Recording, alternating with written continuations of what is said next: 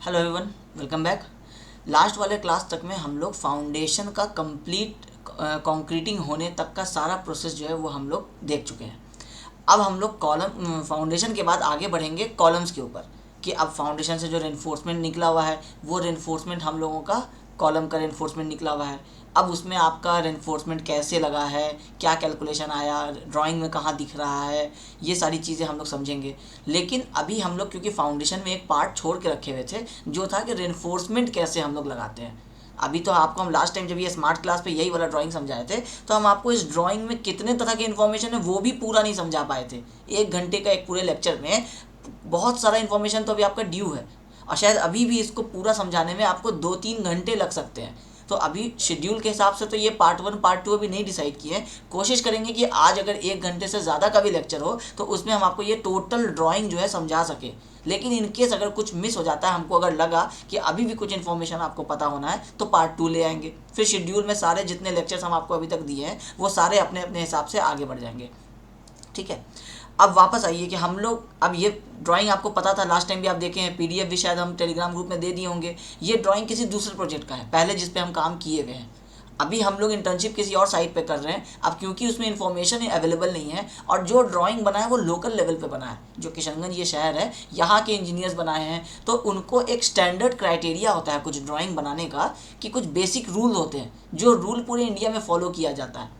तो यहाँ या किसी भी छोटे शहर में ना इसको बहुत ज़्यादा ध्यान नहीं दिया जाता है, या नहीं तो आपको जैसे एक्सपोजर इतना नहीं होता है। आपको एक कॉमन रूल तब पता चलेगा ना जब आप एक किसी बड़े प्लेटफॉर्म पे या किसी ऐसे प्लेटफॉर्म पे काम करेंगे जो रूल्स को स्ट्रिक्टली फॉलो करता है।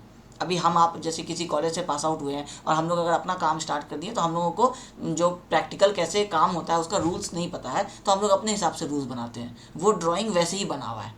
ठीक है, अब हम लोग जो बात कर रहे हैं इस ड्राइंग पे, ये एक स्टैंडर्ड ड्राइंग है। कुछ प्लस माइनस इन्फॉर्मेशन आगे पीछे हो सकते हैं। सारे इंजीनियर का ड्राइंग बनाने का तरीका अलग अलग होता है। मेरा अपना कुछ पॉइंट ऑफ व्यू रहता है, किसी दूसरे इंजीनियर का कुछ और रह सकता है। मगर ये ड्राइंग गलत इसलिए नहीं है क्योंकि ये किसी बहुत बड़े जगह का ड्राइंग है, वेरीफाई होता है, पूरी टीम वेरीफाई करती है उसको। ये किसी एक आदमी के दिमाग का प्रोसेस नहीं हो सकता है। अगर है तो उसको देखने वाले भी 2 लोग होते हैं, इसलिए ये ड्राइंग गलत नहीं है। कुछ मिस्टेक्स रह जाएं अलग बात है, जो हम आपको कॉन्सेप्ट समझाएंगे। आप अगर ड्राइंग रीड करना सीख गए वैसे तो फिर आप इंडिया में कोई सा भी आपको ड्राइंग मिलेगा, थोड़ा टाइम लगेगा एडजस्ट करने में, उस ड्राइंग के रूल्स को समझने में। अदरवाइज जो इन्फॉर्मेशन आपको इंपॉर्टेंट निकालना है एज अ सिविल इंजीनियर वो आप निकाल लेंगे आराम से। ठीक है, अब क्या क्या है वापस हम आपको एक रिवाइंड कर देते हैं। हम लोग इस ड्राइंग को पहले थोड़ा छोटा करते हैं। ये हम लोगों का एक शीट था, अभी आपको ये नहीं दिख रहा होगा क्योंकि अभी बहुत साइज़ शीट का जो है वो बहुत लार्ज है और हम उसको एक कंप्यूटर के स्क्रीन पे ऑन किए हुए हैं। तो इस वाले क्लास में ना हम लोग जूम कर करके इन्फॉर्मेशन को पढ़ेंगे तो फिर क्लियरली आ जाएगा। ठीक है, तो कोशिश करते हैं जितना भी इस पे हो जाए पेन टैप पे। इनकेस अगर नहीं हो पाया तो फिर स्मार्ट क्लास का कोशिश करेंगे, फिर वो वापस से बहुत टाइम किलिंग होता है, इसलिए वो उस पर नहीं जाना चाह रहे हैं। अब इस ड्राइंग में अब हम आपको वापस ले चलते हैं स्क्रीन पे और हम आपको समझाते हैं कि क्या टोटल एक स्टोरी होता है। वो आप समझ जाइए, फिर ड्राइंग देखना बहुत आसान हो जाएगा। अभी जो आप ड्राइंग देख रहे हैं उसमें आपको कुछ ऐसा फाउंडेशन होगा, एक राफ्ट फाउंडेशन। पाइल कैप कैसे बनता है वो तो हम लोग पढ़ ही लिए, देख ही लिए। तो पाइल कैप के हिसाब से आइसोलेटेड फुटिंग भी बहुत ज़्यादा डिफिकल्ट नहीं होगा। अब एक बिल्डिंग जो होता है, कभी आप मॉल्स वगैरह में जाते होंगे तो आप देखते होंगे कि मॉल में जो आपका मेन मॉल का बिल्डिंग है वो कुछ इतना बड़ा होता है। ये इतना आपका मॉल होता है। लेकिन आप उसके पार्किंग में जब जाते हैं, बेसमेंट में इनकेस अगर अंडरग्राउंड पार्किंग है, तो आप देखते हैं कि एक्चुअल में पार्किंग मॉल से ज़्यादा बड़ा है। इसका मतलब है कि ये आपका बाहर से आपको ग्राउंड फ्लोर से नहीं पता चलता है कुछ। आपकी गाड़ी जो है वो आपका यहाँ पे एक ऐसा रोड बना रहेगा, ये एंट्री पॉइंट होगा, यहाँ पे एग्जिट पॉइंट होगा। आप यहाँ व्हीकल आपकी आती है इस तरह से और यहाँ से आपकी निकल जाती है। यहाँ पे ऐसे पोर्टिको बना होगा, इसके नीचे गाड़ी आकर के रुकती है। तो आपको बाहर से पता नहीं चलता है कि ये जो बेसमेंट है आपका वो कितना बड़ा है। लेकिन एक्चुअल में मॉल का स्ट्रक्चर कुछ इतना होता है और ये मॉल में ही ज़्यादातर देखने को मिलता है। इसलिए आपको मॉल का एग्जांपल दे रहे हैं कि आप डेली लाइफ में आप मॉल देखते होंगे। तो ये मॉल का बिल्डिंग है लेकिन इसका टोटल जो बेसमेंट है वो कुछ इतना बड़ा है। तो इसमें अब हम लोग अगर इसको अलग अलग नाम दें तो ये वाला पोर्शन कहलाता है नॉन टावर, मतलब इसमें टावर नहीं है। और ये वाला पोर्शन कहलाता है टावर। सिविल इंजीनियरिंग में जब भी कोई स्ट्रक्चर बनता है, अगर वो बेसमेंट और उसके साथ बेसमेंट अगर थोड़ा ज़्यादा है, बिल्डिंग से बाहर है, अगर बिल्डिंग के साथ ही बेसमेंट होता है, जैसे हम लोगों के सोसाइटी वगैरह में हम लोग देखते हैं कि ग्राउंड फ्लोर में टोटल पार्किंग होता है, कोई वॉल्स नहीं होता है और सीधा फर्स्ट फ्लोर से आपका घर बना होता है, तो वो वाला अगर पूरा बिल्डिंग में सिर्फ उतना ही सा पार्किंग है, कोई बेसमेंट नहीं है, तो उसमें ये नॉन टावर नहीं होगा। मॉल्स वगैरह में जहाँ ग्राउंड फ्लोर जिसके ऊपर आप खड़े हैं लेकिन नीचे बेसमेंट है, उस पोर्शन को नॉन टावर बोलेंगे, और जहाँ से बिल्डिंग का ये पोर्शन स्टार्ट हो जाता है, इस पोर्शन को हम लोग बोलेंगे टावर। ये पहला इन्फॉर्मेशन आपको क्लियर होना चाहिए। कई बार अभी अब हम आपको ड्राइंग दिखाएंगे, तो ड्राइंग में आप देखेंगे नॉन टावर और टावर वर्ड लिखा हुआ है, तो हम आपको वो चीज़ क्लियर करा देंगे ड्राइंग में दिखा करके। यहाँ टोटल कॉन्सेप्ट समझ लीजिए। अब जब बात आते हैं कि फाउंडेशन की, बिल्कुल लास्ट का फाउंडेशन, अगर हम इसका एक सेक्शन बनाए तो ये सेक्शन आपका कुछ ऐसा हो सकता है कि ये अगर आपका टावर था इतने हाइट का, ठीक है, और ये टावर अगर हम ऐसा सेक्शन बना रहे हैं और इसका बेसमेंट जो है वो कुछ ऐसा इतना बड़ा है। अब मान लीजिए डबल बेसमेंट है, और क्लियर कर देते हैं कि एक तो होता है सिंगल बेसमेंट, एक होता है डबल बेसमेंट। ये आपका इस तरह से डबल बेसमेंट है, ये बेसमेंट 1 है, ये बेसमेंट 2 है, और ये आपका टावर है। अब टावर में जितना भी फ्लोर होगा अभी उसको नहीं बनाते हैं, कुछ ऐसे करके आपका फ्लोर्स बना हुआ होगा। अब इसमें इम्पॉर्टेंट क्या है कि पहले अब ये समझिए कि मान लेते हैं कि ये वाला जो डिस्टेंस है ये आपका फॉर एग्जांपल 20 मीटर है, ठीक है। अब एक सिचुएशन आपको समझाने के लिए हम ये वैल्यूज़ ले रहे हैं, और इस तरफ से जो है ये आपका 40 मीटर्स है। बाकी आपका ये जो बिल्डिंग है, बिल्डिंग का कुछ भी आप ले लीजिए, ये एक्स है आपका और ये आपका वाई है, ठीक है। एक्स वाई टावर का साइज़ है, आपको उससे कोई मतलब नहीं है हम लोगों को। अब ये जो 20 मीटर है और ये जो 40 मीटर है, ये क्या है? ये सिर्फ 2 फ्लोर की बात कर रहे हैं हम लोग। ये जितना खाली पोर्शन है ये तो बेसमेंट वाला पोर्शन है ना, अभी आप यहाँ पे खड़े हैं, तो ये 2 फ्लोर की हम बात कर रहे हैं कि ये आपका 20/40 इसका साइज़ कुछ निकला हुआ है बाहर। यहाँ भी कुछ ऐसा 5 मीटर हो सकता है निकला हुआ होगा।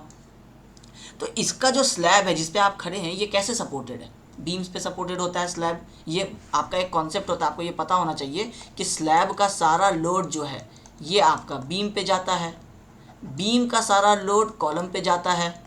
ये शायद हम आपको स्टार्टिंग में समझा दिए होंगे पहले लेक्चर में।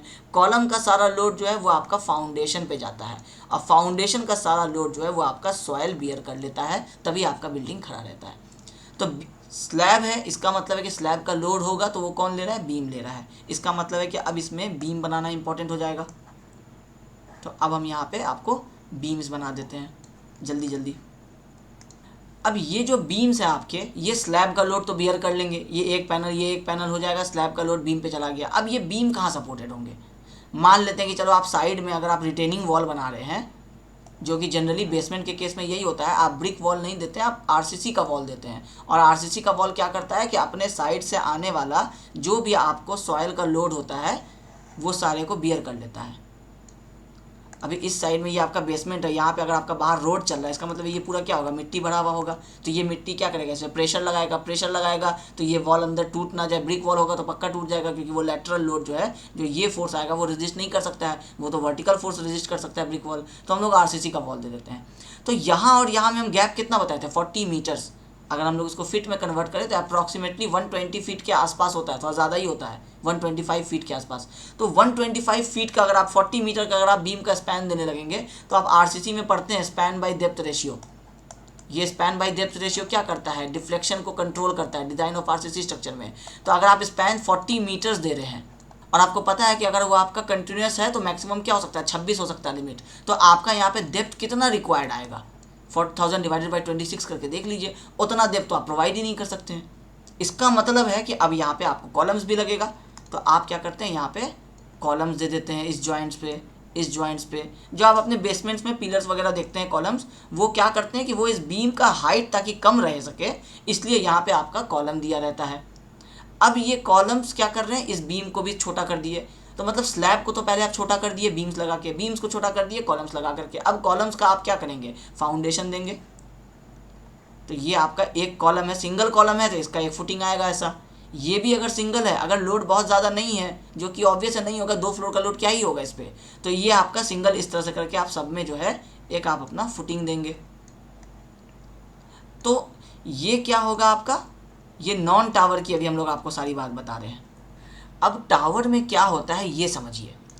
टावर में हम लोगों का, जैसे मान लीजिए अभी मॉल का एग्जांपल लेते हैं, हो सकता है कोई बिल्डिंग भी हो, रेजिडेंशियल बिल्डिंग भी हो सकता है जिसका पार्किंग हम लोगों का बेसमेंट में है। तो चलिए बिल्डिंग एग्जांपल ले लेते हैं। आपको यहाँ पे कुछ कॉलम्स होंगे कॉर्नर्स में, ये तो कंपलसरी है, ये तो होना ही है।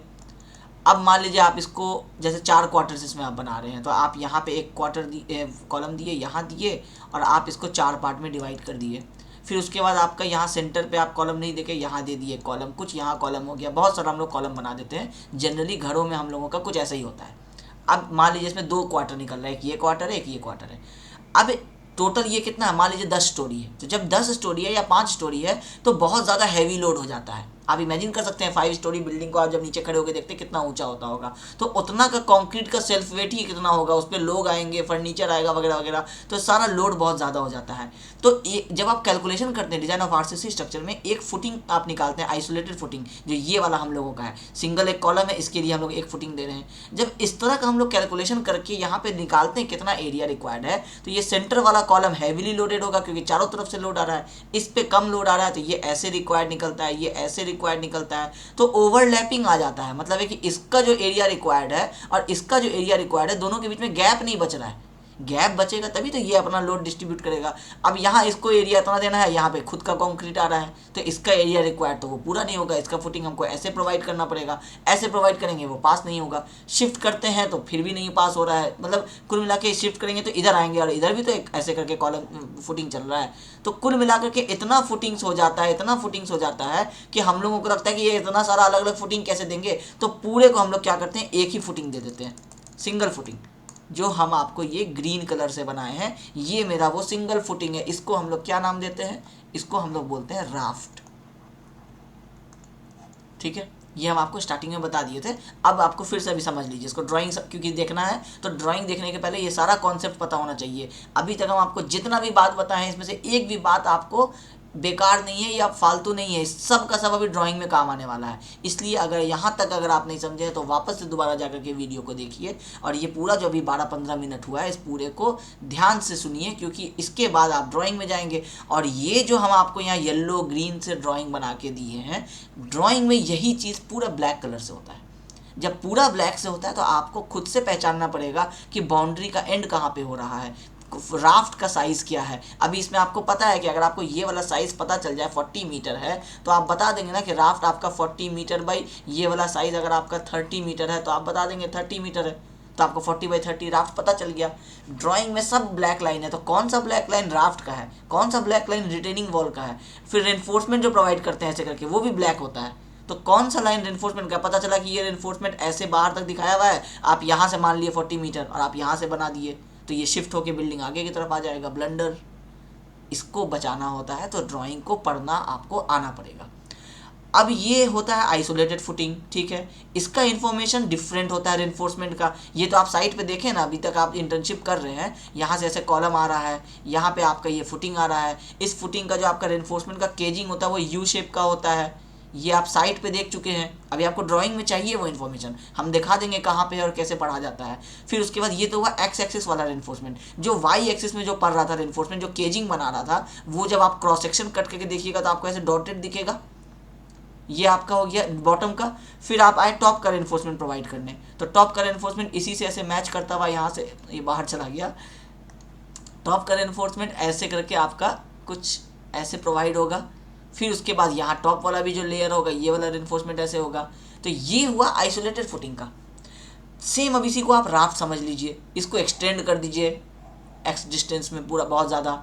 यही ग्रीन वाला रेनफोर्समेंट ऐसे आगे की तरफ एक्सटेंड हो जाएगा, यही टॉप वाला रेनफोर्समेंट आपको यहाँ तक एक्सटेंड हो जाएगा। अब इसको दूसरे पेज में बनाते हैं, ये बहुत ज़रूरी है। आइसोलेटेड फुटिंग का आप रेनफोर्समेंट समझ गए। मान लीजिए ये आपका कॉलम आ रहा है, ऐसा बहुत सारा आपका कॉलम आ रहा है, 3 कॉलम बनाते हैं अभी हम आपको, क्योंकि इसके बाद हम राफ्ट पे जाने वाले हैं, तो मेरे लिए बहुत ज़रूरी है कि हम आपको ये चीज़ समझाएं। ये आपका राफ्ट आ रहा है, बहुत बड़ा बना देते हैं। अब ये राफ्ट का जनरली जो ज़्यादा हाइट के बिल्डिंग्स होते हैं ना, उसका राफ्ट का जो डेप्थ होता है वो भी ज़्यादा ही होता है, वो कैलकुलेट करके निकालना पड़ता है। सिंपल सा बात है कि जितना लोड आया उसके हिसाब से कैलकुलेट होगा। कोई आपको लेबर मिस्त्री कुछ भी बता दे कि 600 mm का दे देंगे, 500 mm का दे देंगे, ऐसा कोई रूल नहीं होता है। आपको कैलकुलेट ही करना पड़ेगा। आप कैलकुलेट नहीं करते हैं तो आप मिस्त्री के कहने पर लगा देते हैं, ये गलत होता है। Design of RCC structure subject जो है वो बनाई इसलिए कि लोड निकालो, लोड के हिसाब से रेनफोर्समेंट निकालो, डेप्थ निकालो। तो फाउंडेशन डिज़ाइन करके निकालना पड़ेगा हमेशा। आप इंजीनियर हैं, आपको ये चीज़ पता होना चाहिए कि आप कभी भी अपने एजम्पशन पे या पुराने एक्सपीरियंस पे नहीं लगाते हैं सेम चीज़। क्योंकि पुराने एक्सपीरियंस में जो लगा था आपको ग्रेड ऑफ कंक्रीट तो नहीं बताया वो, कि जो कंक्रीट लगा था वो M25 ग्रेड का था। वो बोला साइट पे बनाया गया था कंक्रीट। M5 भी होता है, M10 भी होता है। हो सकता है आप अपने प्रोजेक्ट में M15 कंक्रीट यूज़ कर लें, वहाँ वो M25 में इतना रेनफोर्समेंट लगाया था। M15 कंक्रीट जब कम ग्रेड का कंक्रीट देंगे तो ज़्यादा ग्रेड का रेनफोर्समेंट देना होगा। रेनफोर्समेंट तो आप नहीं बढ़ाए, क्योंकि मिस्त्री आपका कह रहा था कि वहाँ 12 mm का बाड़ लगाए थे 100 के स्पेसिंग पे। आप उसको ऑर्डर दे दिए कि सेम जो वहाँ बनाए थे वो यहाँ बना दो, क्योंकि वो 5 स्टोरी वो भी बिल्डिंग था। हो सकता है वहाँ जब लेबर बना रहा होगा तो वर्कमैनशिप बहुत अच्छा हुआ होगा, कंक्रीट का स्ट्रेंथ 25 के बदले 28 मिला होगा उसको। आपके वाले में हो सकता है आपका वर्कर पुअर उसका नॉलेज का होगा, आपको 15 के बदले हो सकता है 12 का कॉम्प्रेसिव स्ट्रेंथ मिले। तो n नंबर ऑफ फैक्टर्स है जिसकी वजह से आपका बिल्डिंग फेल हो सकता है। तो हमेशा बिल्डिंग बनाना है तो स्ट्रक्चर कंसल्टेंट के पास जाइए। वो थोड़ा सा पैसा लेगा, 20,000 रुपये लेगा एक ड्राइंग का रेनफोर्समेंट बताने का, लेकिन उसके कहने पे ही रेनफोर्समेंट और थिकनेस वगैरह दीजिए। यही होता है, क्योंकि उसमें अल्टीमेट कॉस्टिंग भी तो सेव होगा। आज आप उसको 20,000 रुपये दे रहे हैं, लेकिन आप रेनफोर्समेंट जो कम बताएगा तो वो इसका मतलब कैलकुलेटेड है।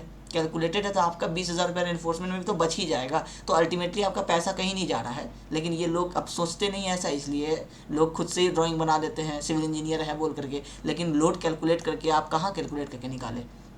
ये कैलकुलेशन मांगना चाहिए कि कैलकुलेशन दिखाओ, कहाँ से आया कैलकुलेशन। अभी हम अगर आपको रेनफोर्समेंट बता रहे हैं तो आप कैलकुलेशन पूछेंगे कि सर कैलकुलेट कैसे किए, तो हम आपको एक डॉक्यूमेंट देंगे जिसमें सारा कैलकुलेशन होगा। दूसरा फेलो सिविल इंजीनियर अगर उसको देखेगा तो वो समझ जाएगा। इस प्रोसेस को समझिए, पूरे इंडिया में नहीं फॉलो होता है। लोग बीटेक पास करते हैं, ड्राइंग बनाना शुरू कर देते हैं। ड्राइंग तो ऑटोकैड पे बना, लेकिन कॉलम का साइज़ कैसे दिए? वो तो डिज़ाइन ऑफ आरसीसी स्ट्रक्चर में था। आरसीसी स्ट्रक्चर में लोग नहीं करके ड्राइंग बनाते हैं, रेनफोर्समेंट कुछ भी एज्यूम करके दे देते हैं पास्ट एक्सपीरियंस के हिसाब से। कैलकुलेशन मांगिए। आप अगर अपना घर बना रहे हैं तो मांगिए कि कहाँ से आपने इतना कैलकुलेट किया। आप इंजीनियर हैं ठीक है, लेकिन कोई कैलकुलेशन का पेज तो होगा, सॉफ्टवेयर तो होगा। अगर मैनुअल कैलकुलेशन नहीं किए हैं, आजकल तो सॉफ्टवेयर आता है, आप लोग कॉलेज वगैरह में करते भी थे। स्टैट सॉफ्टवेयर होता है, ई टैब सॉफ्टवेयर होता है, ये आप लोगों को नहीं पता होगा। बाहर मल्टी स्टोरी बिल्डिंग के लिए ये यूज़ किया जाता है। कॉलेज वगैरह में हम लोग स्टैट भी पढ़ते हैं, और स्टैट स्टील स्ट्रक्चर के में अच्छा यूज़ होता है, इसलिए स्टैट बहुत पॉपुलर है। तो स्टैट, स्टैट प्रो, ये सब वर्जन होता है उसका। तो ये सॉफ्टवेयर भी तो कम से कम एटलीस्ट उसका कोई फाइल तो होगा जो कोई दूसरा इंजीनियर देख करके बता तो सके कि अच्छा उसने कैलकुलेट किया है। ये आप क्योंकि अब इंटर्नशिप कर रहे हैं तो आपको पता होना चाहिए कि ऐसा कुछ होता है, ठीक है। अब वापस जल्दी से आते हैं पॉइंट पे कि हम लोग इसमें क्या करते हैं, राफ्ट में भी ना सेम वही कॉन्सेप्ट में रेनफोर्समेंट देते हैं कि ये हम लोगों का यू शेप का रेनफोर्समेंट होगा। इसको यहाँ तक प्रोवाइड करेंगे, यहाँ से इसको बेंड कर देंगे, फिर यहाँ पे आपको इस तरह से ये थोड़ा नीचे रह गया, इसको ऊपर कर देते हैं, और फिर यहाँ से दूसरा लेयर का रेनफोर्समेंट देंगे, और फिर इसको इस तरह से प्रोवाइड कर देंगे। अब ये रेनफोर्समेंट क्या हुआ? ये हुआ टॉप एंड बॉटम का रेनफोर्समेंट। इसको इस तरह से ऐसे दे देंगे ना, कनेक्ट हो जाएगा आपस में। अब इसमें आपको रेनफोर्समेंट देना है दूसरा लेयर वाला। ये तो एक्स डायरेक्शन हुआ एक बॉटम का, अब वाई डायरेक्शन वाला बनाएंगे तो ये हो जाएगा आपको ये रेनफोर्समेंट, ये वाई डायरेक्शन में आएगा। सेम अब ऊपर भी आएगा ऐसा वाई डायरेक्शन में रेनफोर्समेंट। अच्छा, इसके साथ ही आता है, जनरली ऐसा ही होता है कि जितना बॉटम में है या तो उतना, या नहीं तो अल्टरनेट, जैसे इसको छोड़ करके यहाँ दे देगा।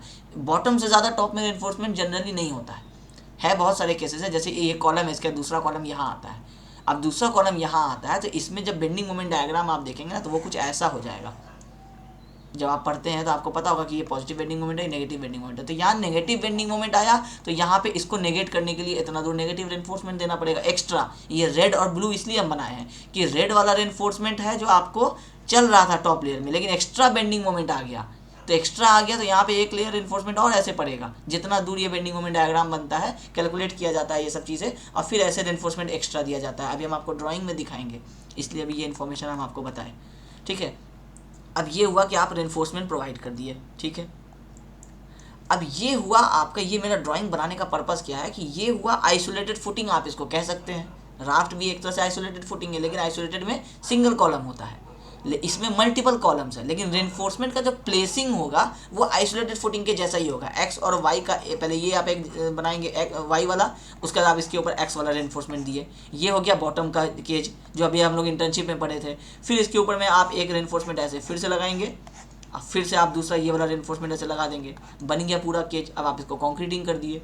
यही चीज़ राफ्ट में यहाँ आप देखिए यही है, रेड वाला बॉटम, उसके ऊपर ब्लू बॉटम का केज हो गया, टॉप वाला रेड, उसके बाद ब्लू टॉप का केज हो गया। अब क्या होता है कि अब जहाँ जहाँ पे आपका कॉलम्स आता है, ये तो हम आपको समझा दिए अभी एक एक्स्ट्रा रेनफोर्समेंट वाला कहानी। अब हम लोग एक्स्ट्रा रेनफोर्समेंट भी देना पड़ता है। ये जो हम लोग रेड दिए हैं, आप ये देखिए कि यहाँ से आपका राफ्ट शुरू है और यहाँ तक ख़त्म है, तो ये पूरे में हम लोग रेड दिए हैं। इसका मतलब है कि ये पूरे में, अगर इसका हम प्लान बना दें इसी सेम राफ्ट को, यहाँ से प्लान में हम आपको दिखा दें कि ये मेरा राफ्ट है इतना लंबा सा कुछ, और इसमें n नंबर ऑफ कॉलम्स आ रहे हैं, हमको इसमें रेनफोर्समेंट देना है।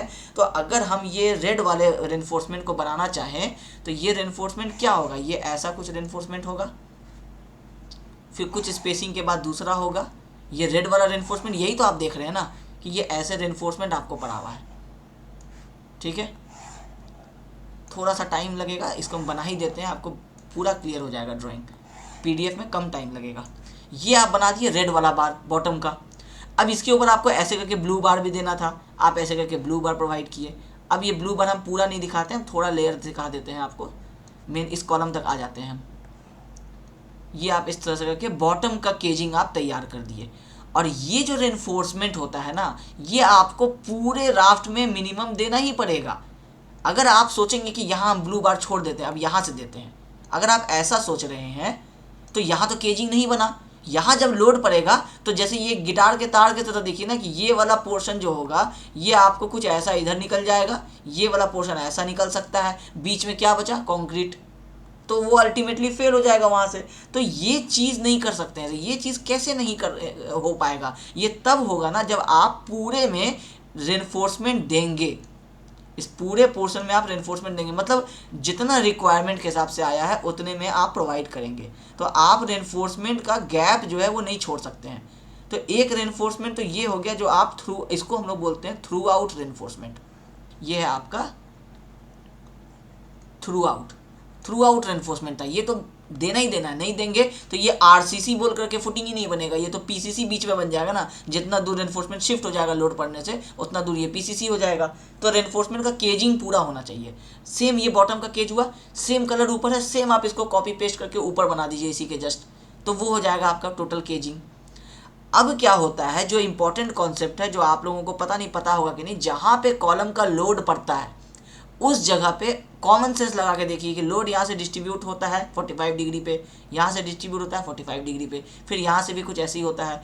तो लोड जहाँ पे पड़ता है आप इमेजिन कर सकते हैं यहाँ पे कोई कॉलम नहीं है, तो इतने दूर के जोन में आप उम्मीद कर सकते हैं कि कोई बहुत एक्स्ट्रा स्ट्रेस नहीं आ रहा होगा। लेकिन जहाँ पे कॉलम होता है जस्ट उसके नीचे कुछ पोर्शन, कुछ जोन होता है जो हाईली स्ट्रेस्ड रहता है, बहुत ज़्यादा स्ट्रेस होता है। उसके हिसाब से अगर आप कैलकुलेट कीजिएगा तो रेनफोर्समेंट आएगा 20 mm का 100 के स्पेसिंग पे, और नॉर्मल जगह पे आप कैलकुलेट कर रहे हैं तो यहाँ आ रहा है 20 mm का 200 के स्पेसिंग पे। दोनों में फ़र्क है, mm तो एक ही है लेकिन स्पेसिंग ये कह रहा है कि इतने दूर में जो स्पेसिंग है वो आप थोड़ा सा दूर दूर पे दीजिए तो रेनफोर्समेंट कम लगेगा आपको, क्योंकि लोड वहाँ पे कम है। यहाँ पे मान लेते हैं कोई कॉलम नहीं है तो वो बोलेगा यहाँ से यहाँ भी आप रेनफोर्समेंट कम दीजिए। अगर आप वैसे प्लेस करने लगेंगे कि यहाँ ज़्यादा दे दें यहाँ कम दे दें तो टाइम बहुत किल होता है साइड पे। ये चीज़ को अब यहाँ से हम आपको ड्राइंग में ले जाने वाले हैं, इसलिए हम आपको एक बिल्डअप कर रहे हैं। तो यहाँ पे ध्यान से सुनिएगा जो हम बताने वाले हैं कि रेड ब्लू बार बॉटम में प्रोवाइड किए, रेड ब्लू बार टॉप में प्रोवाइड किए। ये कौन सा बार प्रोवाइड किया अभी हम आपको नहीं बता रहे हैं। आपको ये बार तो इस तरह से देना ही है। क्यों देना है, क्योंकि आपको ये पूरा ग्रीन कलर का जो आपका राफ्ट है इसको आपको आरसीसी बनाना है। आरसीसी बनाने के लिए पूरे में रेनफोर्समेंट होना चाहिए। अब यहाँ पे आपको कह रहा है कि रिक्वायरमेंट नहीं है। यहाँ पे अगर हम रिक्वायरमेंट की बात करें तो यहाँ मान लीजिए आपको 20 mm का 200 पे रिक्वायर्ड है, ठीक है। यहाँ पे आप आइएगा तो 20 mm का 200 पे रिक्वायर्ड है।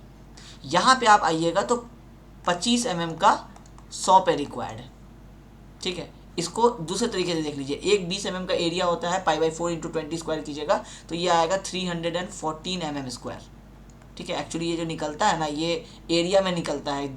डिज़ाइन ऑफ आरसीसी स्ट्रक्चर अगर आप पढ़े होंगे तो आपको पता होगा कि एरिया रिक्वायर्ड आता है एएसटी। ये एएसटी आया 314 mm² एक का। आप 200 बार लगा रहे हैं, इंटू 200 करके आप मल्टीप्लाई कर लीजिए, जो भी वैल्यू आया उतना एएसटी यहाँ रिक्वायर्ड आया, इतना एएसटी यहाँ रिक्वायर्ड आया। सेम यहाँ पे रिक्वायरमेंट बहुत ज़्यादा आया। मान लीजिए कि अगर इसको आर्बिट्ररी वैल्यू देते हैं कुछ भी, ये मान लीजिए 10,000 mm² आता है, ठीक है, 10,000 mm²। यहाँ पे रिक्वायरमेंट आएगा आपको वो 20,000 mm²। क्यों आएगा? क्योंकि यहाँ पे कॉलम आ रहा है, कॉलम आ रहा है तो अगर इसके ऊपर से 500 किलोन्यूटन का लोड आ रहा था तो फॉर्मूला में तो आप कर देते हैं sigma is equal to P/A, मतलब ये लोड पूरा एरिया ले लेगा। लेकिन ये क्या पूरा राफ्ट, कॉमन सेंस लगा के देखिए कि ये पूरा राफ्ट आपका इस कॉलम का लोड ले लेगा क्या? नहीं, ये डिस्ट्रीब्यूट होकर के यहाँ से कुछ ऐसा थोड़ी चला जाएगा कि यहाँ जाकर के डिस्ट्रीब्यूट होगा। ये कुछ एंगल बना करके धीरे धीरे डिस्ट्रीब्यूट होता है, फिर इसका भी कुछ लोड ऐसे डिस्ट्रीब्यूट होता है, करते करते पूरा ये एरिया डिस्ट्रीब्यूट होता है। तो ये जो जोन है, ये जोन हाईली स्ट्रेस्ड जोन है, क्योंकि ये इसके जस्ट ऊपर कॉलम आ रहा है। फिर यहाँ पे भी एक जोन है जो हाईली स्ट्रेस्ड है, इसके ऊपर भी कॉलम आ रहा है। यहाँ पे भी जोन है जो हाईली स्ट्रेस्ड है। इन 3 जगह पे रिक्वायरमेंट है 20,000 mm², बाकी जगह रिक्वायरमेंट है 10,000 mm²। तो हम लोग ऐसा भी तो कर सकते हैं कि 10,000 mm² आप देख रहे हैं कि मिनिमम रिक्वायरमेंट तो है ही, तो ये जो बॉटम में रेड और ब्लू बार जो चलाए थे, इसको मिलाकर 10,000 mm² हम लोग पूरा दे देते हैं। इससे क्या होगा कि आप लेबर को ये कह सकेंगे कि 20 mm का रेनफोर्समेंट 200 के स्पेसिंग पे पहले इस पूरे फुटिंग में लगाओ। वो लगाना शुरू करेगा। इसको लगाने में आप साइट पे इंटर्नशिप करके देख चुके हैं कि एक एक कॉलम का नीचे फुटिंग बनाने में कितना टाइम लगता है रेनफोर्समेंट बांधने में। 8 दिन 9 दिन आपके लगभग लगा है पूरे इतने ही से आपको करने में। इस राफ्ट का अगर आप 40 मीटर बाई 30 मीटर ऐसा कोई साइज़ बता रहे हैं और इसका आप बोल रहे हैं रेनफोर्समेंट लगाओ, ये 2 महीना से भी के आसपास लगाएगा कम से कम ये पूरे रेनफोर्समेंट को क्लियर करने में। मैनुअल फोर्स है, लेबर फोर्स है, आप बहुत ज़्यादा एक्स्ट्रा काम भी तो नहीं कराते। आप दिन रात करा के कराएंगे, 24 घंटे का शिफ्ट होगा तो आपको शायद 1 महीने में ये काम होगा। तो आप अगर इतना ज़्यादा कैलकुलेशन चेंज करवाएंगे कि यहाँ 25 का 100 दो इतना दूर तक, फिर वो थोड़ा ज़्यादा दे देगा तो आप बोलेंगे रेनफोर्समेंट हटाओ, फिर दूसरा बोलेंगे 20 का 100 दो। तो हम लोग दिमाग लगाते हैं। दिमाग क्या कि पूरे में 20/200 चला दो, क्योंकि ये तो मिनिमम रिक्वायर्ड था। अब इतने दूर में ये रेनफोर्समेंट का रिक्वायरमेंट पास हो गया, जितना रिक्वायर्ड था उतना आप दे चुके हैं ऑलरेडी। इतने दूर में आपका पास हो गया क्योंकि यहाँ भी रिक्वायरमेंट नहीं था, यहाँ लेकिन पास नहीं हुआ। अभी अगर आप यही रेनफोर्समेंट छोड़ देते हैं तो ये फेल कर जाएगा। अब इसमें हम लोग दिमाग लगाते हैं कि इस एक काम करते हैं, इसमें हम लोग एक्स्ट्रा रेनफोर्समेंट और दे देते हैं। ये गैप कितना है 200 mm, ये गैप कितना है 200 mm, क्योंकि हम लोग 20/200 दोनों डायरेक्शन में बोले थे, वो बिछा चुका है। अब हमको पता है कि यहाँ पे लोड के हिसाब से और रिक्वायरमेंट है, मतलब 20 और 200 mm देंगे तब जाकर के 20 100 mm बनेगा। या फिर मान लीजिए कि 25 mm का रेनफोर्समेंट और देना पड़ा, तो यहाँ नहीं देना पड़ा, यहाँ नहीं देना पड़ा, तो पूरा हम लोग चला दिए जो मिनिमम रिक्वायरमेंट था। और जो एक्स्ट्रा रेनफोर्समेंट आया, हम लोग लेबर को बोले कि आप इस 2 रेनफोर्समेंट के बीच में एक एक बार एडजस्ट करो, और वो जो बार हम लोग डिसाइड करते हैं वो हम लोग जितना रिक्वायरमेंट रह गया, जैसे 20,000 mm² रिक्वायर्ड था, उसमें से आप 10,000 mm² तो आप प्रोवाइड कर चुके हैं एक लेयर में, तो ये माइनस कर देंगे हम लोग। रिमेनिंग कितना बचा 10,000 mm²। 10,000 mm² को हम लोग डिवाइड कर देते हैं कि 20 का mm दे या 25 का दे, साइड पे जो रेनफोर्समेंट अवेलेबल है उसके हिसाब से किए। तो ये यहाँ तक आपका जो आया ये रिक्वायर्ड आया एक्स्ट्रा। ज़्यादा से ज़्यादा हम लोग ये करते हैं कि थोड़ा सा और यहाँ भी दे देते हैं कि क्या पता ये लोड इधर उधर थोड़ा हो जाए, तो सेफ साइड में इतना दे देते हैं, बाकी जगह पे देने की ज़रूरत नहीं है क्योंकि ये पास था, ये पास था, यहाँ एक्स्ट्रा दे दिए। अब चलिए ड्राइंग में इतने आपको स्टोरी के बाद अब आप ड्राइंग को जाइए और आपको ये सारा चीज़ अभी आप देखिएगा कि अगर हम आपको आज नहीं बता सके पूरा, अगले वाले क्लास में आप देखेंगे परसों, तो भी आप देखेंगे कि ये सारा इन्फॉर्मेशन यही गिवन है आपको इसमें। ठीक है, अब हम लोग ड्राइंग में चलते हैं। अब इस ड्राइंग में सबसे पहले देखिए हम लोगों को क्या क्या करना है। अब ये तो अभी जूम करना पड़ेगा, लेकिन सडनली कहीं पे जूम कर देंगे तो नहीं समझ में आएगा। सबसे पहले वापस से हम लोग यहाँ आते हैं। ये पोर्शन हम आपको पहले भी दिखा चुके थे, इसलिए अब हम इसका पूरा इंट्रोडक्शन आपको नहीं देंगे। आपको हम सिर्फ ये दिखाना चाह रहे हैं यहाँ पे जो आपका की प्लान है, ये लास्ट वाले जब हम लोग बनाए थे ड्राइंग, पता नहीं उसमें ये डिस्कस हुआ था या नहीं। ये की प्लान क्या है, आपके इस पूरे साइट का एक छोटा सा मैप जो ड्राइंग में स्ट्रक्चर जो साइट इंजीनियर है उसके लिए दिया जाता है, ताकि उसको ये समझ में आए कि अभी ये ड्राइंग देखिए किस वाले पार्ट का है। आपको दिख रहा है कि यहाँ एक B1 B2 है, बिल्डिंग का नाम है, टावर का नाम है। यहाँ एक टावर ए है जो सिंगल है, ये C1 C2 C3 तीन टावर्स है, और तीनों के बीच में जो गैप है इसको कहते हैं एक्सपेंशन जॉइंट। मतलब तीनों टावर है एक, लेकिन तीनों का कंस्ट्रक्शन अलग अलग होगा ताकि अर्थक्वेक में तीनों अलग अलग बिहेव करे। तो बीच में हम लोग छोटा सा गैप दे देते हैं। आप लोग कई बार देखे होंगे मॉल्स वगैरह में, अपने कॉलेजेस में देखे होंगे कि अगर हाई स्टोरी का बिल्डिंग है तो उसमें बीच में गैप्स दिया हुआ है, ठीक है। तो ये होता है हम लोगों का एक्सपेंशन जॉइंट। अब ये ड्राइंग किसका है, देखिए ड्राइंग टाइटल WTC1 ब्लॉक ए। इसका मतलब है कि इंजीनियर को क्या समझ में आया कि ये ब्लॉक ए का ड्राइंग है। अब ब्लॉक ए वो देखेगा तो उसको साइट पे पता है कि जो अगर वो यहाँ पे उसका साइट का गेट है तो उसको पता है कि सामने से जो तीन बिल्डिंग है ये C1 C2 C3 है, की प्लान में पता है उसको। पीछे जो बिल्डिंग बन रहा है इसके वो B1 B2 है, और इस गेट के सामने से जो हम यहाँ जाएंगे ये वाला बिल्डिंग यहाँ पे ए है, वो इस वाले लोकेशन पे पहुँचेगा, ठीक है। अब इस वाले लोकेशन पे इसको क्या मिल रहा है, अब इसमें हम आपको पेन टैब नहीं यूज़ करके हम आपको माउस यूज़ करते हैं। अब आपको माउस से क्लियर समझ में आएगा। अब इस वाले ड्राइंग को हम पहले जूम आउट किए। अब हम आपको क्या समझाएं कि यहाँ पे देखिए टावर सी है, ये देखिए, ये आपको यहाँ की प्लान में दिखाए थे कि C1 C2 C3 है, मतलब ये क्या है, ये पूरा आपको टावर सी है। अब टावर सी है तो यहाँ देखिए आपको लिखा हुआ है टावर सी। अब सारा ब्लैक लाइन है तो आपको उसके अंदर में से पहचानना है कि किसका फुटिंग कहाँ पे एंड हो रहा है और किसका कहाँ से स्टार्ट हो रहा है, ये अब हमको कैच करना है। तो टावर ए दिखाने के लिए हम आपको सबसे पहले इसके कॉर्नर में आते हैं। यहाँ कॉर्नर में आप देखेंगे कि देखिए आपको ये डबल लाइन दिख रहा है, और डबल लाइन दिख रहा है और इसके साथ आपको और लाइन दिख रहा है। मतलब अगर हम इसको मार्क कर दे तो ये आपको यहाँ पे टोटल 4 लाइन दिख रहे हैं, ये 1 लाइन, ये 2 लाइन, ये 3 लाइन, ये 4 लाइन। ये क्या है, ये अब साइट के सिचुएशन में जब आप साइट पे पहुंचते हैं तो आपके पास सिर्फ ये स्ट्रक्चर ड्राइंग तो है नहीं, आपके पास आर्किटेक्चरल ड्राइंग भी होता है। आर्किटेक्चरल ड्राइंग में वो यहाँ पे ऐसे करके एरो दे करके मेंशन किया हुआ रहता है कि ये रिटेनिंग वॉल है। अब आपको अभी इसीलिए नहीं समझ में आया क्योंकि आप आर्किटेक्चरल ड्राइंग इसका नहीं देखें और मेरे पास है नहीं। तो इसमें देख करके अभी आप क्या समझे कि ये आपका रिटेनिंग वॉल है। तो ये रिटेनिंग वॉल है क्योंकि रिटेनिंग वॉल का मैक्सिमम थिकनेस कितना हो सकता है, 300 mm 400 mm। तो ये है वो रिटेनिंग वॉल जो आपको भी मेजर नहीं करना है, आपको इन्फॉर्मेशन मिलेगा, इसका ड्राइंग आपको अलग से दिया जाएगा। हर वो कंस्ट्रक्शन जो साइट पे होने वाला है, कंक्रीट का या स्टील का, उसका हर बार एक नया ड्राइंग आता है। अभी ये क्या है, फाउंडेशन का प्लान है। तो फाउंडेशन का प्लान बना हुआ है, आपको सारे कॉलम्स दिखाए हुए हैं और सबके रेनफोर्समेंट आप यहाँ देख रहे होंगे मार्क किया हुआ है। हम आपको पढ़ना सिखाने वाले हैं अभी। तो ये रिटेनिंग वॉल है और ये रिटेनिंग वॉल का फुटिंग है, फुटिंग का एज है, मतलब ये सेंटर पे आ रहा है और कुछ ऐसा फुटिंग है। इसका अगर आप यहाँ से क्रॉस सेक्शन देखिएगा इस तरह से तो ये ऐसा दिखेगा कि ये रिटेनिंग वॉल है और ये इसका फुटिंग कुछ ऐसे आ रहा है। और ये क्या हो रहा है, ये थ्रू आउट चल रहा है। पहला इन्फॉर्मेशन मिल गया हम लोगों को। उसके बाद आपका यहाँ देखिए एक लाइन है। अब यहाँ से वापस से हम लोग माउस में आते हैं। यहाँ पे आप देख रहे होंगे कि ये देखिए यहाँ से एक लाइन स्टार्ट हो रहा है, ये वाला, और ये लाइन देखिए यहाँ पे रेनफोर्समेंट इस तरह से बेंड किया हुआ है। तो बेंड किया हुआ है इसका मतलब समझ में आ गया ड्राइंग में देख के कि ये इसका मतलब है कंक्रीट का लास्ट पार्ट है। ये वाला जो गैप आप देख रहे हैं ये कवर है, क्लियर कवर, जो कि कवर ब्लॉक लगा करके हम लोग साइट पे मेंटेन किए थे। तो इसका मतलब है कि ये कंक्रीट का लाइन है। अब इस कंक्रीट के लाइन को अब हम ऊपर की तरफ जाते हैं। जब हम ऊपर की तरफ जा रहे हैं तो हमको दिख रहा है कि ये लाइन कंटिन्यू चल रहा है, हर जगह रेनफोर्समेंट बेंड हो रहा है। इसका मतलब है कि ये मेरा कंक्रीट का लास्ट लाइन है। कहाँ तक चल रहा है, ये ऊपर आ गए यहाँ तक। अब इसको हम लोग छोटा करेंगे, ड्राइंग को जूम आउट करेंगे। अब देखेंगे कि ये ग्रिड के हिसाब से कहाँ कहाँ तक है। अब हम लोग इसको नीचे आए। अब ग्रिड का मार्किंग ढूंढिए। पहले हम पॉइंट मार्क कर देते हैं। एक्चुअली ये इतना बड़ा शीट है कि इसको यहाँ दिखाना ही मुश्किल हो रहा है। ये आपका इधर ग्रिड मार्क किया हुआ है, ये इसको हाइड कर देते हैं। ये ग्रिड है Y23, ठीक है।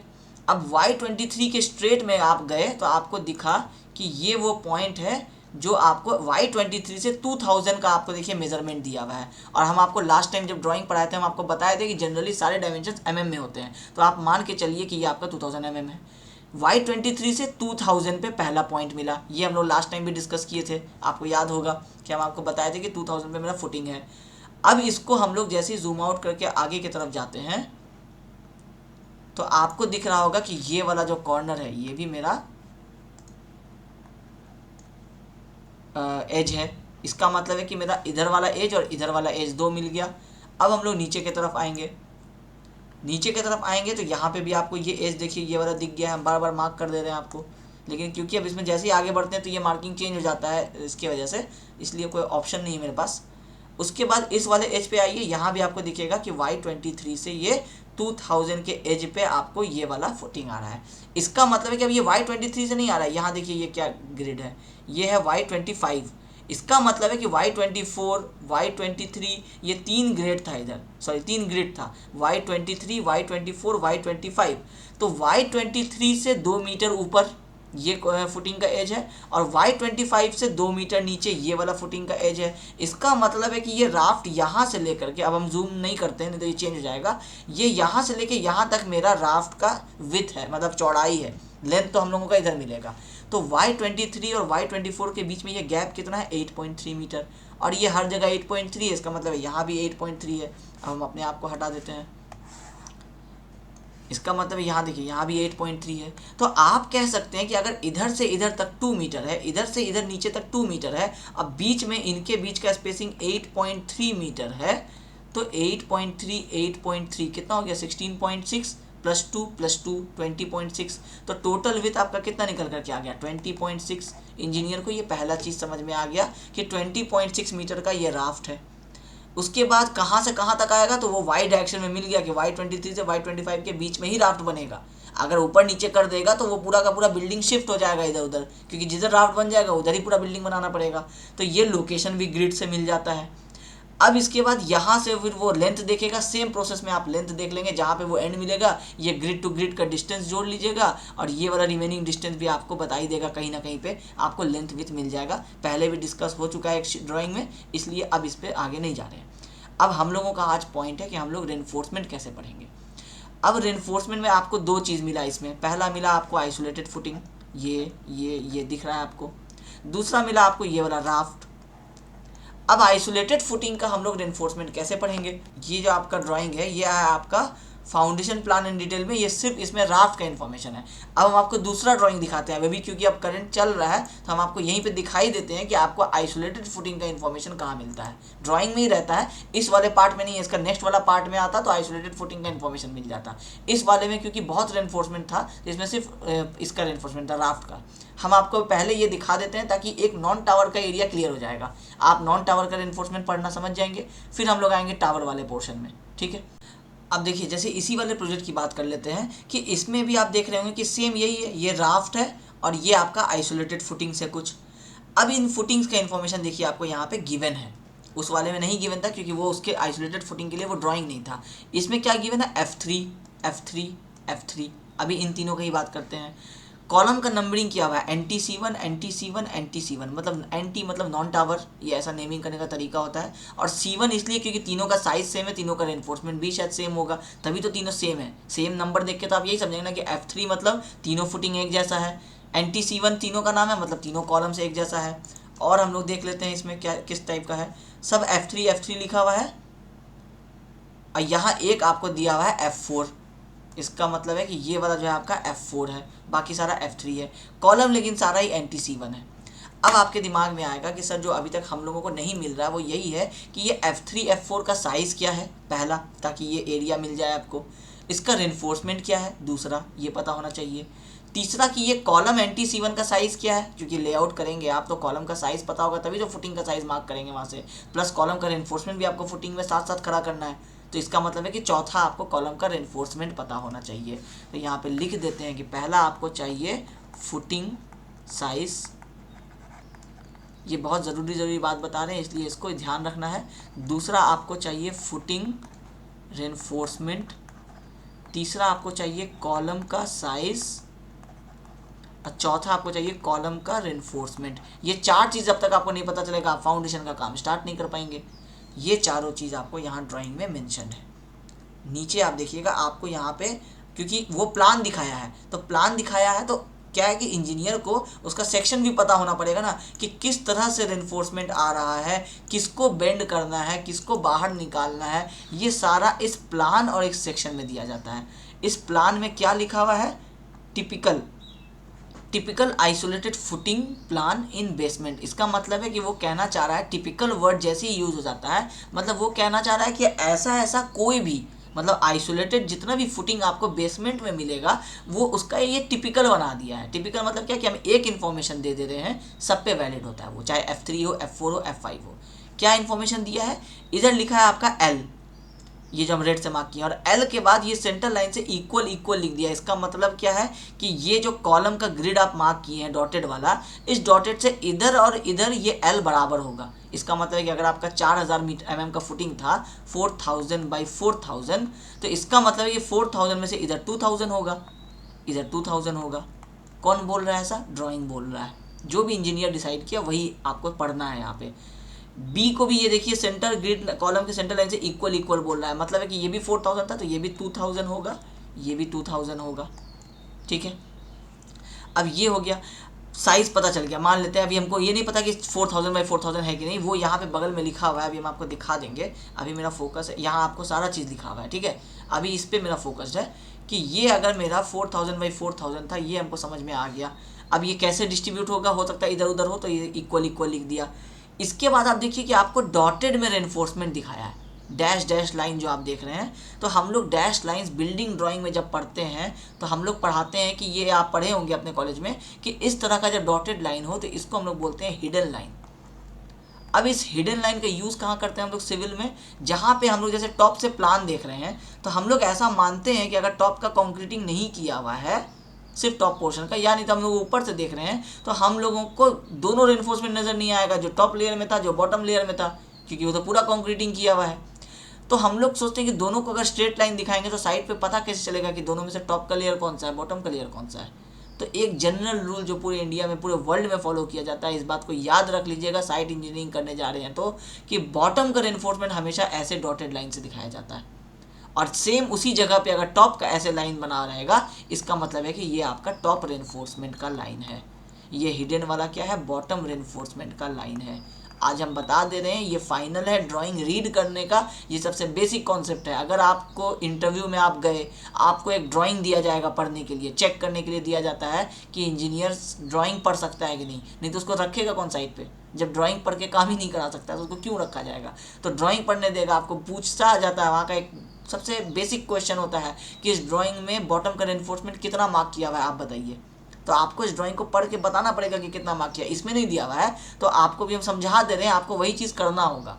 फिर आपको बोलेगा टॉप का रेनफोर्समेंट कितना मार्क किया, वो आपसे दोनों चीज़ जानना चाहेगा, क्योंकि ये सिविल इंजीनियरिंग का सबसे बेसिक चीज़ है कि टॉप और बॉटम का रेनफोर्समेंट। अगर आप उल्टा पढ़ लिए तो आप उल्टा बनाइएगा, साइड पे उल्टा बनाइएगा तो फुटिंग गिरेगा, फुटिंग टूटा, कॉलम गिरा, बिल्डिंग गिरा।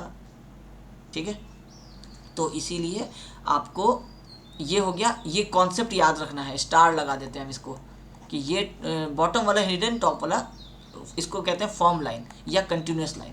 अब इस कंटिन्यूस वाले में देखिए, टिपिकल वाले में देखिए, कुछ एक डॉटेड ऐसा दिखा रहा है आपको, कुछ डॉटेड ऐसा दिखा रहा है।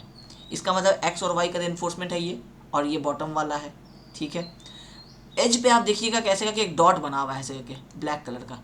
वो डॉट क्या है? वो बता रहा है कि ये रेनफोर्समेंट ऊपर की तरफ बेंड कर रहा है। जो आप ये यू शेप का रेनफोर्समेंट अपने साइड पे देखे थे, अब आप इसको जब ऊपर से देख रहे हैं तो ये कितने हाइट का है तो पता नहीं चलेगा ना, तो ये आपको दिखेगा कुछ ऐसा, फिर यहाँ से आपको रेनफोर्समेंट दिखेगा, फिर यहाँ से दिखेगा ऐसा।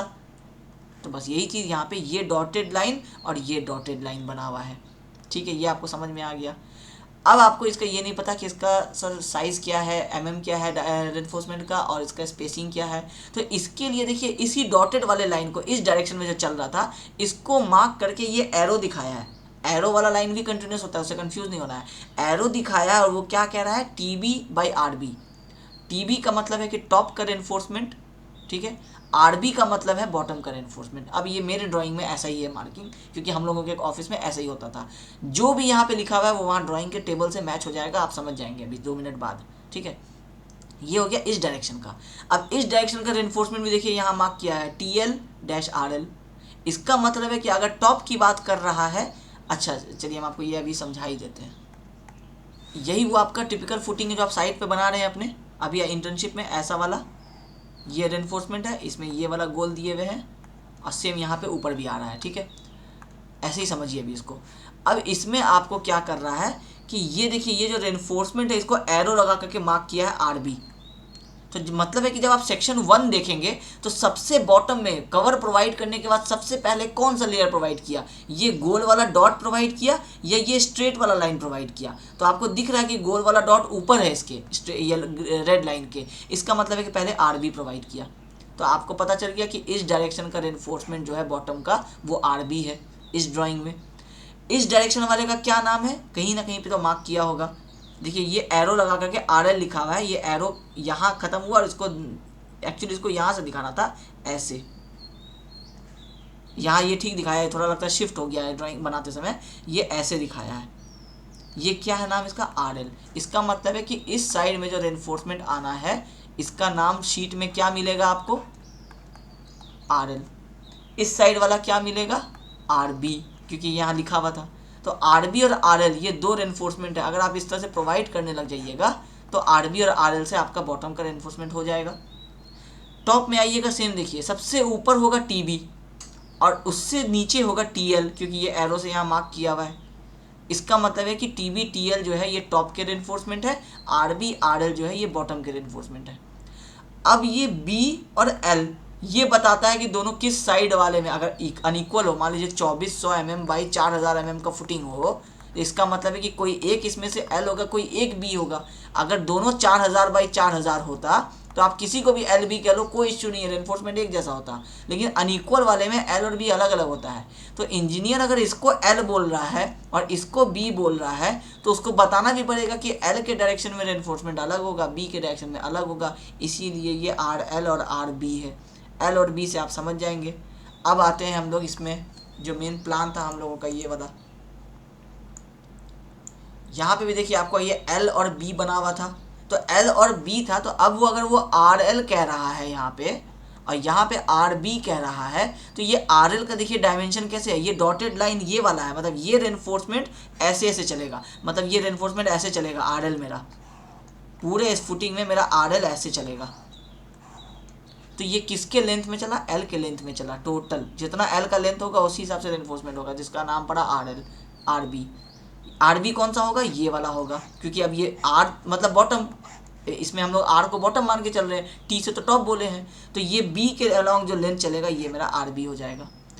अब आपको सवाल आया कि सर ये तो टिपिकल आप बनाए थे इसलिए इसमें टी एल आर एल और टी बी आर बी दे दिए, अब हमको रेनफोर्समेंट कहाँ से पता चलेगा।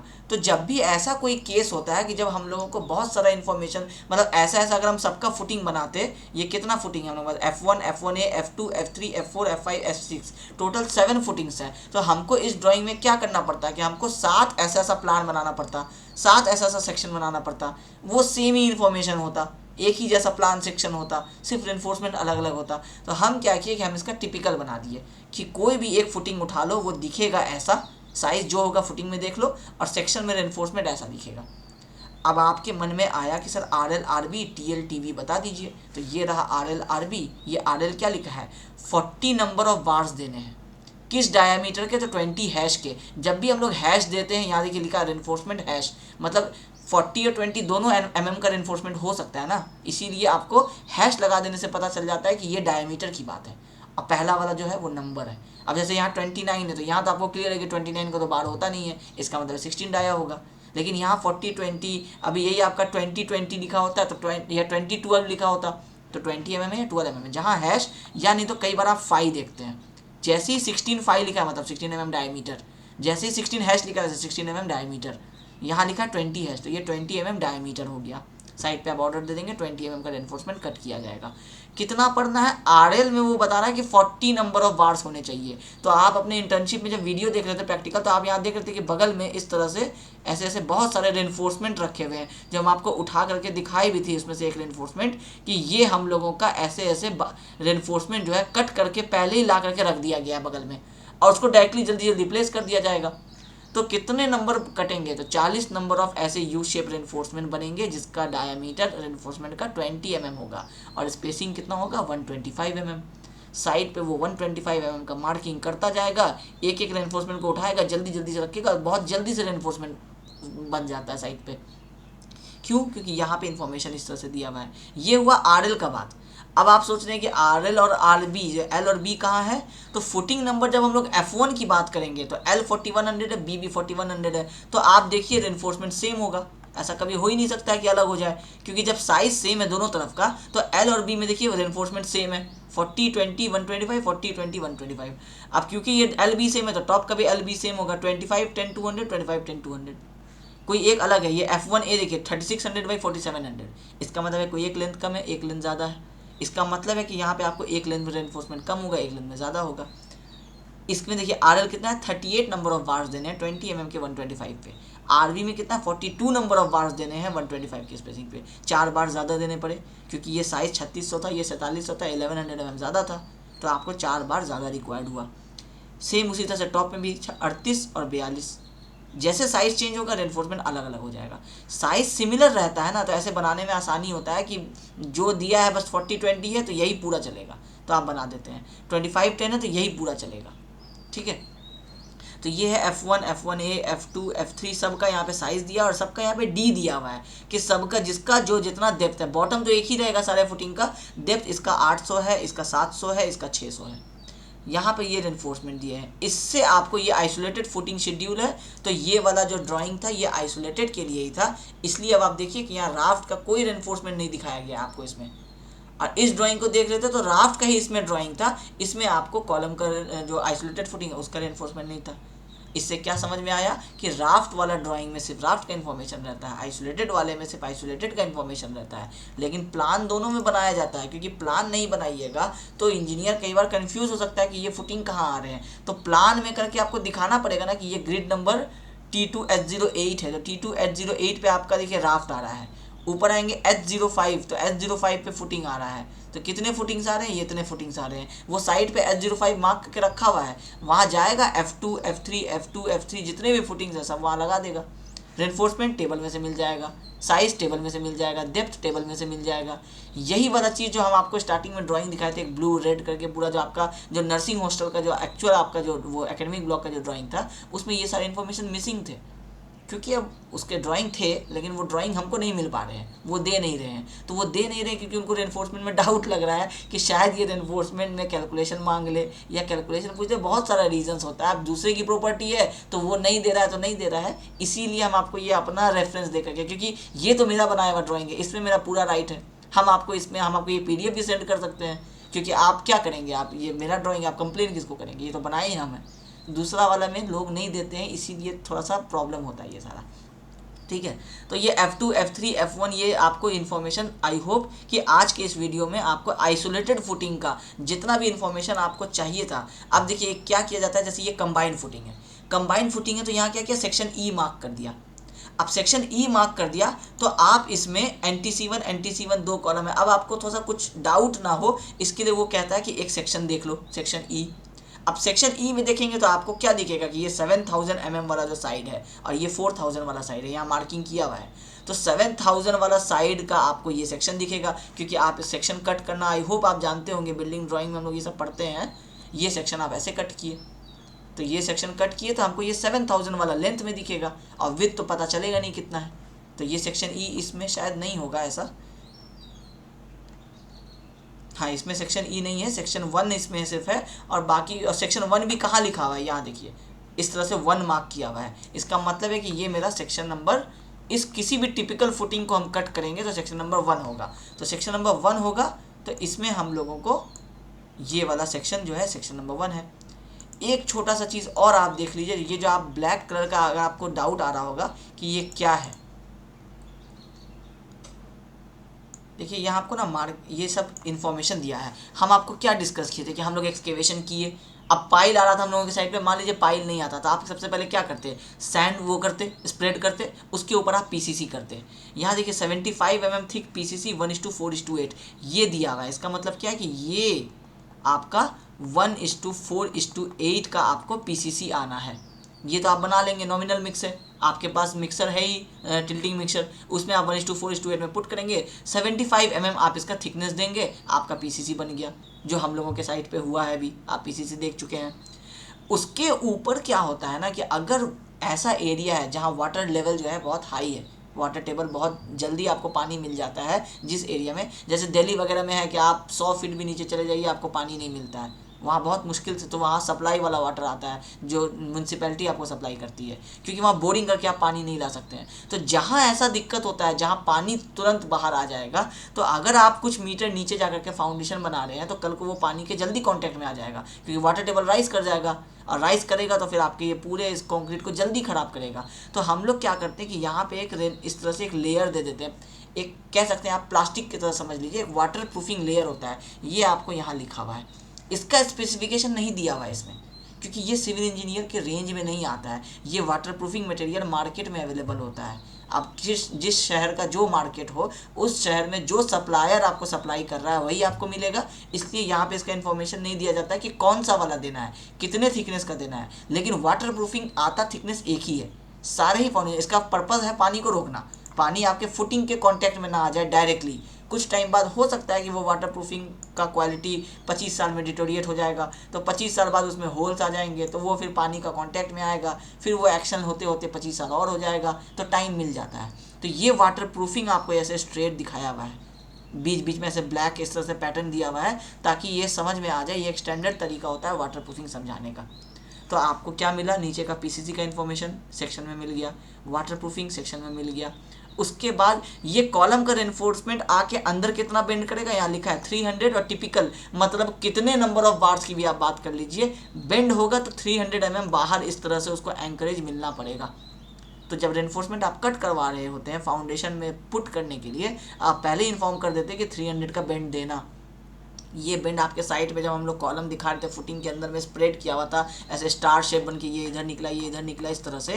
तो ये बाहर कितना निकला, तो ये इंजीनियर डिसाइड करता है। अब ये कैसे डिसाइड हुआ, ये डिसाइड होता है जब हम कैलकुलेशन करते हैं तो डेवलपमेंट लेंथ कितना रिक्वायर्ड आ रहा है ये पता चल जाता है हम लोगों को। अब ये मेरा डी जो है मान लीजिए 600 है, और डेवलपमेंट लेंथ मेरा 900 आया होगा। तो जब 900 mm आया होगा डेवलपमेंट लेंथ, बॉन्डिंग के लिए रिक्वायरमेंट आया होगा, ये सब डिज़ाइन ऑफ आरसीसी स्ट्रक्चर का पार्ट होता है। स्ट्रक्चर इंजीनियर सारी चीज़ें कैलकुलेट करता है। साइट इंजीनियर का काम है कि 300 देखा, वो 300 बेंड करवा देगा। हम आपको समझा रहे हैं कि मेरा रिक्वायरमेंट 900 आया होगा, फुटिंग मेरा 600 का था, तो रिमेनिंग 300 हम कहाँ से लाते थे, हम इसको बेंड कर दिए।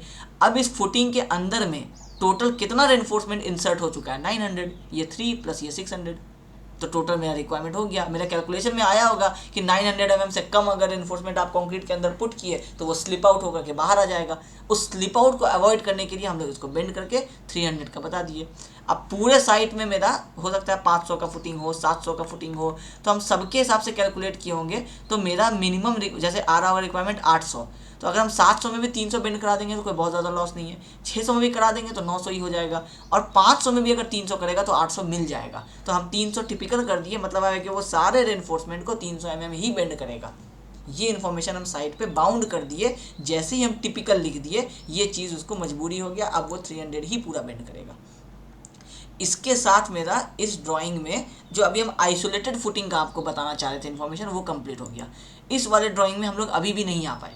हम लोग आपको लास्ट यही समझा सके थे कि ये आपका हम लोग केजिंग किस तरह से बनाएंगे, और इसी केजिंग वाले पार्ट पे हम आज क्लास को एंड करते हैं। नेक्स्ट वाला जो आप वीडियो देखेंगे वो डायरेक्टली यहीं से स्टार्ट होगा, और इसके बाद हम लोग डायरेक्टली आपको फिर आपका ड्राइंग दिखाएंगे, और इस ड्राइंग में सिर्फ हम लोग उस दिन इसकी बात करेंगे। अब उसमें कुछ और एक्स्ट्रा बात अब नहीं करेंगे, अब जितना ड्राइंग में हमको बताना था हम बता चुके हैं, अब इसकी बात करेंगे। और नेक्स्ट वाले में हम लोगों का ये किस तरह से फाउंडेशन का ड्राइंग पढ़ते हैं ये कंप्लीट हो जाएगा। फिर उसके बाद हम लोग आएंगे कि कॉलम का ड्राइंग कैसे पढ़ते हैं, क्योंकि अब आप कॉलम कंस्ट्रक्शन में आने वाले हैं। तो पहले अब हम आपको बता देते हैं कॉलम का इन्फॉर्मेशन, क्योंकि अब हमको जितना बताना था कंस्ट्रक्शन का काम वो हम बता चुके हैं। अब आपको इमेज बन रहा होगा कि आइसोलेटेड फुटिंग कैसे बनता है, कॉलम का रेनफोर्समेंट कैसे हम लोग पुट किए।